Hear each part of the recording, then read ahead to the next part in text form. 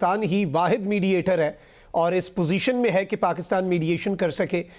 एक तो पाकिस्तान ने जो सीज फायर एक्सटेंड करवाया वो एक बड़ी अचीवमेंट थी और अब फिर से एक उम्मीद पैदा हो गई है पूरी दुनिया को कि कुछ मस्बत निकल सकता है। और वो जो एक डेडलॉक की फजा थी वो आपको ज़रा वो धुंध जो थी छाई हुई वो छटती हुई नज़र आ रही है? बिल्कुल नज़र आ रही है क्योंकि बहुत मस्बत किस्म के बयानात ईरान से आ रहे हैं और मैं इनको सिर्फ खबर इसमें ट्रुथ होगा। और रागची साहब अपने मुख्तसर डेलीगेशन के साथ ज़रूर पहुंचेंगे। अगरचे ये डेलीगेशन मुख्तसर होगा लेकिन मेरा ख्याल है कि उनकी अथॉरिटी में जो नेगोशिएटिंग पावर उनको दी जाएगी होगी वो मुख्तसर नहीं होगी।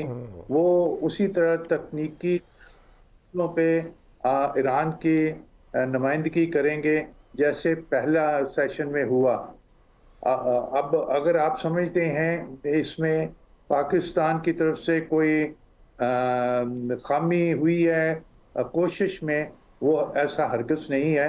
पाकिस्तान ने तो पहले दौर के लिए जो काम किया उसके बाद भी अपने अमीद के साथ उनका वो लिपटे रहे और उसके लिए कोशिश करते रहे, वो जिसके लिए प्राइम मिनिस्टर ने बहुत दौरे किए और उसके बाद सियासी अस्करी क़यादत ने भी ईरान का दौरा किया।